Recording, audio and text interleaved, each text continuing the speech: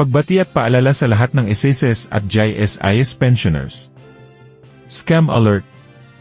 Mag-ingat sa mapanlinlang na impormasyon. Una, 2,200 pesos pension scam, isang peking website na may pangalang Yuvagalam, ang nagsasabing may buwan ng 2,200 pesos pension mula SSS at GIS. Pangalawa, 1,000 pesos Christmas bonus scam mula naman sa website na filtranco.net na nag-aalok ng 1,000 pesos mula sa SSS ngayong Disyembre 2024. Huwag maniwala dahil hindi ito totoo. Huwag bisitahin ang mga website na ito para maiwasan ang hacking ng inyong cellphone at bank details. Tandaan, magtiwala lamang sa official websites at social media pages ng SSS at GIS. Sa holiday season, maraming scam ang naglipana. Mag-ingat!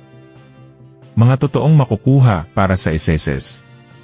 Regular na pensyon para sa Disyembre. 13th month pension for all SSS pensioners. Para sa GIS. December pension. Christmas cash gift na hanggang 10,000 pesos sa old age at disability pensioners lamang.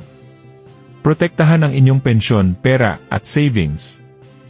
Muli, ito ang Senior Balita naghahatid sa inyo ng makabuluhang balita at totoong impormasyon.